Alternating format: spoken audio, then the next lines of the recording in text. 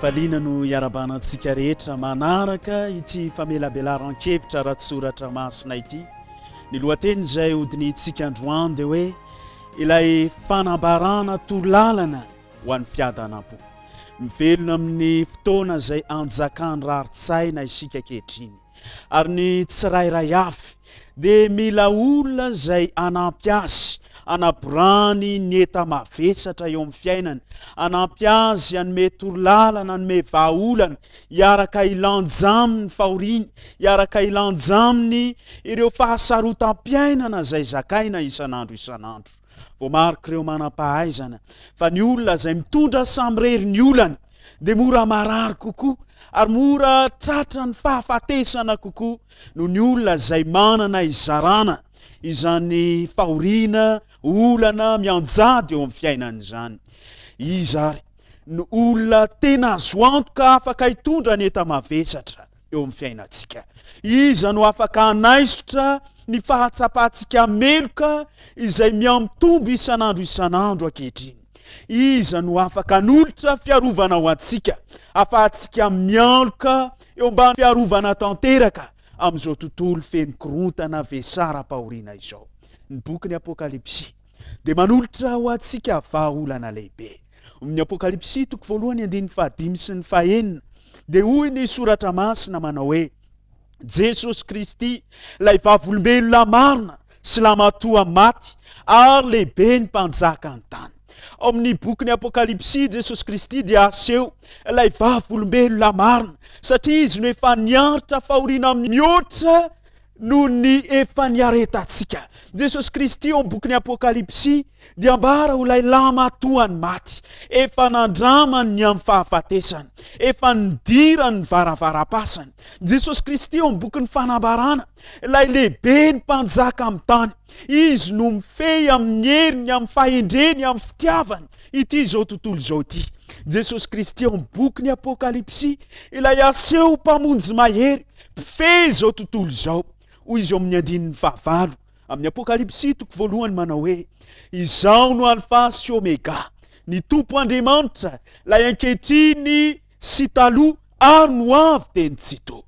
Mety miatrika olana ianao eo amin'ny fiainanao, mety misedra zavatsarotra ianao, mety mavesatra aminao ny fijalianao ankehitriny, fa manana anankiray izay afaka ianteherana isika, afaka hitondra ny enta-mavesatra, afaka namaivana atsika, afaka hialokalofa atsika, dia Jesosy Kristy izany. Ao amin'ny boky ny Apokalipsy dia aseho fa mandeha eo amin'ny fanaovan-jiro fito Jesosy. Inona moa no hevitra izany fanaovan-jiro fito izany? Apokalipsy toko voalohany 20. Ny zava-miafina ny amin'ny kintana fito izay efa hitanao teny an-tanako sy ny fanaovan-jiro volamena fito, ny kintana fito dia ny anjely ny fiangonana fito ary ny fanaovan-jiro fito kosa dia ny fiangonana fito. Raha lazaina izany fa mamindra sy mamakivaky ny fanaovan-jiro fito Jesosy, ny dikan'izany dia izao mitantsetra eo amin'ny fiainan'ny fiangonana Jesosy, tsy mamela antsika ho rery izy. Nandritra ny tantarany tany, nandritra ny taonjato ny fandimby, dia teo anivon'ny vahoaka ny mandrakariva Jesosy Kristy, nampahery, nanoana, nanaisotra ny enta-mavesatra, ary izy no aseho amin'ny boky ny Apokalipsy ilay mpamonjy mahery, ilay mipetraka eo amin'ny seza fiandrianana, ilay mitarika amin'ny fahendreny sy ny fitiavany ity izao tontolo izao ity. Apokalipsy toko 12:5. Izy moa no anehoana ny Jesosy Kristy, fakitsika amin'ny anaran'i Jesosy. Ary niteraka zazalahy izy izay efa nampaka ny firenena rehetra amin'ny temby, ary ny zanany novinjena faingana nakarina ho any amin'Andriamanitra dia ho any amin'ny seza fiandrianana. Jesosy Kristy ilay aseho mitoetra eo amin'ny seza fiandrianana, io no Jesosy izay maniry hitondra ny enta-mavesatra ao. Jesosy Kristy ilay aseho ho tompon'ny fahefana, mpijinja mahery.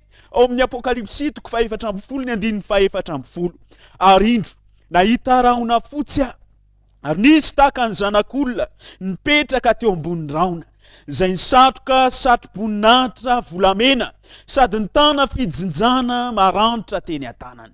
Jesosy Kristy no lay aseo ho avy amarana ny tantaranyity tany ity, hitondra ny fijinjana maro ny olona araky ny asany.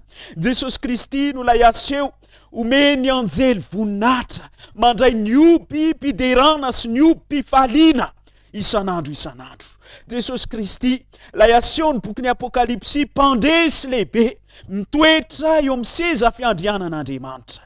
Ary Jesosy Kristy ihany koa lay manambara amin'ny Apokalipsy 2:12 manao hoe indro ho afaingana. Fa misy sary anankiray zay anehoany ty boky ny Apokalipsy ity an Jesosy Kristy, dia ny sary ny zanak'ondry izany. Miverina 7:12 amin'ny boky ny Apokalipsy ny fanehoana fa zanak'ondry Jesosy. Amin'ny Apokalipsy 2:12 dia zao ny voalazany tenin'Andriamanitra. Ary izy ireo naresy azy no ny amrany zanak'ondry sy ny teny filazana azy.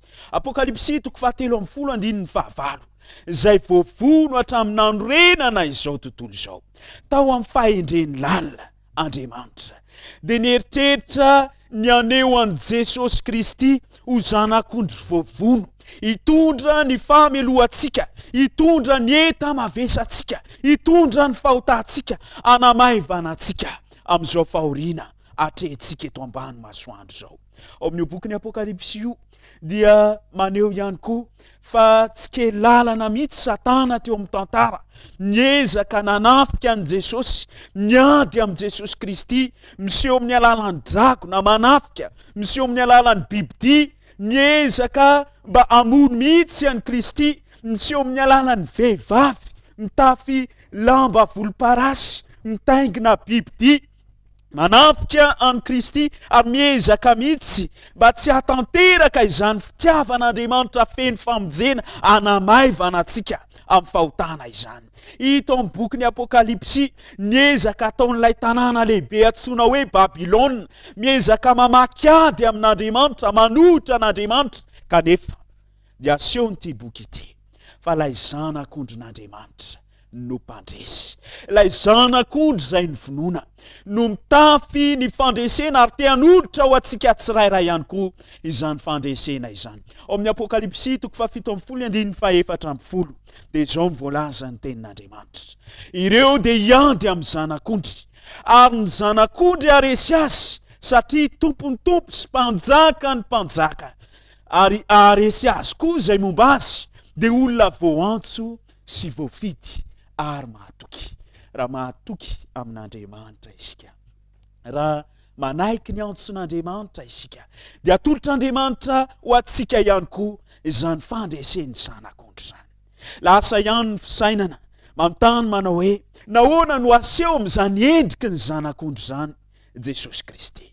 Andao isika hiverina ao amin'ny soratra masina, rehefa mandinika ny tantara teo amin'ny fiandohany ty tantarany tany ity isika, dia mahita ny antony nanehonan Jesosy ho lay zanak'ondry ny finoana. Rehefa nisafidy ny anota Adama sy Eva, dia niteny taminy Andriamanitra fa tsy maintsy mandray safidy ihany koa izy, na maka-pisolo toerana noho ny fahotany, na miatrika ny vokatry ny fahotany, tsy inona izany fa ny fahafatesana. Ny safidy ny zanak'ondry mba hisolo ny toerany Adama sy Eva, ary nandatsaka ny rano zany zanak'ondry zany mba hanao fanavotana ho an'ny fahotana zay vitan'izy ireo. Nahoana moa ny ra no maneho zany fanavotana izany? Levitikosy 7:1-1 manao hoe fa ny ainy nofo dia ao amin'ny ra, ao amin'ny ra no manome aina indray ny olombelona zay tokony ho faty noho ny amin'ny fahotana. Azo sary an-tsaina Adama sy Eva rehefa nandray zany zanak'ondry zany, ny safidy ny amono zany zanak'ondry zany hisolo ny fahotany, mety ontsa dia ontsa, satria io no fahafatesana voalohany hitany teo amin'ny tontolo namboarin'Andriamanitra. Ny tanany Adama mandray ny antsy, mandatsatra, mety maratra ny fony hoe nahoana no ity biby tsy manatsiny ity no misolo ny fahotana vitako noho ny tsy fankatoavako an'Andriamanitra. Ny Baiboly dia miteny manao hoe fa fahafatesana ny tampony io. Romanina toko fahenina ny andininy fahatelo amby-roapolo. Ary teo amin'ny fiainany zanak'Israely dia noraisina izany fomba fanao aram-pivavahana izany. Isaky ny meloka ny zanak'Israely dia mitondra zanak'ondry atao fanatitra. Ilay zanak'ondry dia tsy manatsiny, tsy manana fahamelohana, ary ny fahotan'ireo zanak'Israely no voaterina afindra tamin'io zanak'ondry io na latsadra mba ho afindra amin'ireo zanak'Andriamanitra ireo ihany koa ny fahamarinany ireo zanak'ondry izay ny finoana. Ao amin'ny Levitikosi toko 5:5 sy ny 5 dia izao ny voalaza ny tenin'Andriamanitra. Korameloka amin'ny anankiray amin'ireo izy dia hiaiky izay zavatra nanontany, ary tondra ny sazy no amin'ny Jehova noho ny fahotana izay nataony izy. Ny sazy izay entina dia ny fandatsandra ny zanak'ondry tsy manatsiny, ny zanak'ondry tsy manana fahotana. Ireo zanak'ondry tsirairay teo amin'ny testameta taloha dia maneho an' Jesosy Kristy izay nitafy ny maha-olombelona tonga teto amin'ity tany ity mba ho faty noho ny fahotako sy noho ny fahotanao. Ankehitriny dia miantso atsika Andriamanitra mba andraisantsika izany vahaolana izany. Tsy manana zanak'ondry arabaky teny atao fanaritra isika, ary tsy mila n'izany intsony isika, fa Jesosy Kristy no efa zanak'ondry n'Andriamanitra velona mitondra ny fahotantsika. Izany nahatonga ny apôstôly Jaona anoratra manao hoe indro ny zanak'ondry n'Andriamanitra izay manaisotra ny fahotany izao tontolo izao. Jaona toko 1:7-20. Ilay zanak'ondry ao amin'ny Apokalipsy, io no zanak'ondry n'Andriamanitra izay te hanamaivana ny fiainantsika. Mila miaiky fa mpanota isika, mila miaiky fa tsy mankatoa an'Andriamanitra isika, ary fahafatesana ny tambony io. Tao ny Romanina toko 5:7-20. Fa fiainana mandrakizay kosa no fanomezam-pahasoavana avy amin'Andriamanitra ao amin'ny Kristy Jesosy Tompontsika. Efa nentin'ny Kristy ny tambony ota. Izy mihitsy no nanaiky ho faty teo amin'ny toerantsika. Ny fahafatesana mandrakizay tokony ho atsika no niraisiny teo amin'ny toerany mba handraisantsika ny fanomezan'Andriamanitra dia ny fiainana mandrakizay. Ilainao ny manatona an' Jesosy Kristy, miaiky ny elokao, miaiky ny vesatry ny fahotanao, satria ny fasana izay nidiran'Andriamanitra tokony hidiranao dia mitaonanao kosa mba handray ny fiainana mandrakizay izay sahaza an'Andriamanitra. Neken'Andriamanitra ny ho faty teo amin'ny hazo fijaliana mba hahafahanao miara-mandova ny fanjakan'ny lanitra mandrakizay. Mahatsiaro meloka ny zanak'olombelona ankehitriny. Ary manam-pahaizana ireo mpitsabo saina dia miteny manao hoe io fahatsapatena meloka io no mitarika aretina maro mitondra fahafatesana eo amin'ny fiainany zanak'olombelona. Miteraka tahotra izany, miteraka nenina izany, miteraka orooro izany, miteraka aretina izany. Iza no afaka hanaisotra ny fahameloantsika, ny fahatsapantsika tena ho meloka dia manosika antsika hanatona an' Jesosy Kristy. Izy no afaka mitondra ny fahameloantsika, izy no afaka manamaivana ny fijalitsika, vokatry ny fahotana, vokatry ny fahatsapatena ho meloka. Oka isika tsy hanana fiheverantena ho marina. Esory eo mivoambolantsika ny fialantsiny, esory eo mivoambola nampiasaintsika isanandro ny fanadiovantena. Oka tsy eritreritra ihany koa isika hoe ny fanamelohana izay azoko vokatry ny fahadisoako dia azoko fafana amin'ny fanaovana asa soa an'Andriamanitra. Tsy miasa eo amin'ny fanamaivanana antsika izany, fa misy loharano-dra miboiboika eo amin'ny hazo fijaliana. Izany loharano-dra izany no manaisotra ny fahotantsika, izany loharano-dra izany no mikosoka ny fahadisoantsika. Andeo vakitsika ao amin'ny Korintianina faharoa toko 5:1-2 manao hoe izay tsy nanala ota dia efa nataony ota hamonjy atsika mba ho tonga fahamarinan'Andriamanitra ao amin'ny Kristy isika. Mateo amin'ny hazo fijaliana Jesosy Kristy nivesatra ny fahoriana sy ny fanaintainana rehetra. Mety mieritreritra isika hoe maharary tokoa izany fantsiana tongotra izany, fa mihoatra noho ny fahatsapana ny irifiry, ny fijaliana amin'ny fantsiana no lanjainy teo amin'ny hazo fijaliana. mety hitensika hoe marary tokoa zany misatroka atsilo zany, marary zany fantsiana tanana izany, fa mihoatra ny fanaintaina ny fantsika eo amin'ny hazo fijaliana no netiny Jesosy teo amin'izany hazo fijaliana izany. Satria ny fahotako, ny fahotanao, ny fahotan'ny taranak'olombelona rehetra no navangongo teo aminy, ary zany no fahoriana lehibe izay netiny Jesosy Kristy.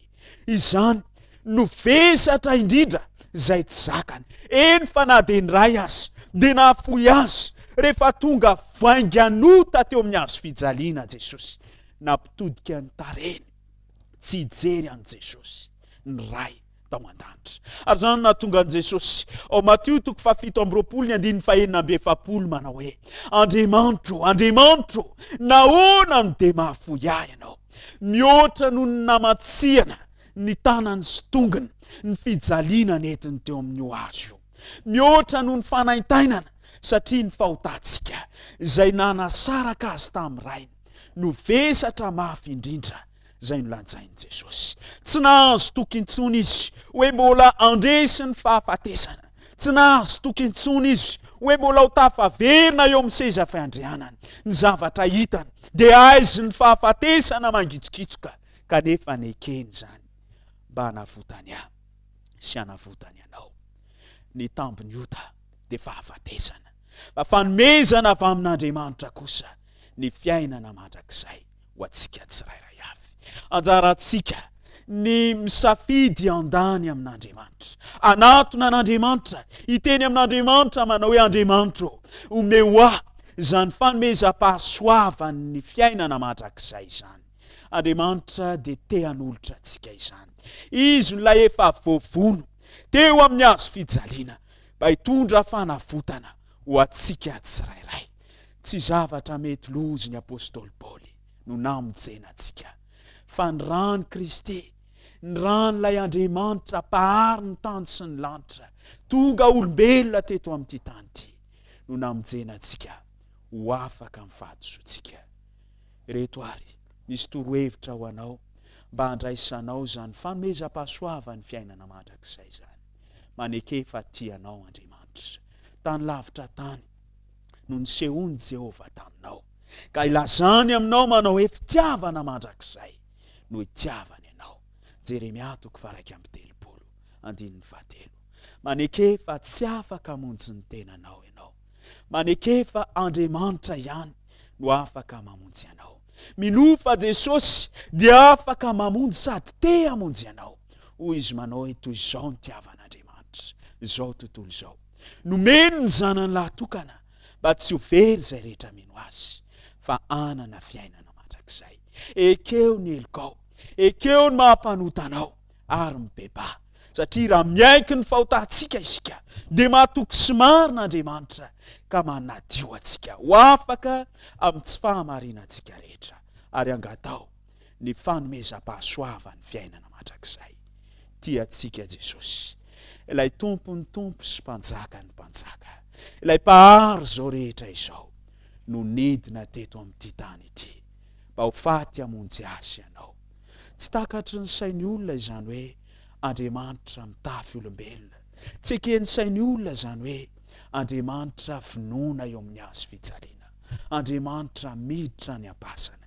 Tsy takatry ny saina tokoa ny fitiavan'Andriamanitra, satria tiany ho voavela ny fahotanao, tiany hiaina fiainam-baovao ianao, tiany ny andovanao ny fiainana mandrakizay.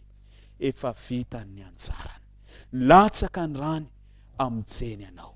Raisy izany ankehitriny, atolory ny tenanao ho an'i Jesosy, atolory ny fiainanao mba handray izany fanomezam-pahasoavana fiainana mandrakizay. Andriamanitra hitahanao, hikasika ny fonao, anoloranao ny fiainana tanteraka ho azy. Amen.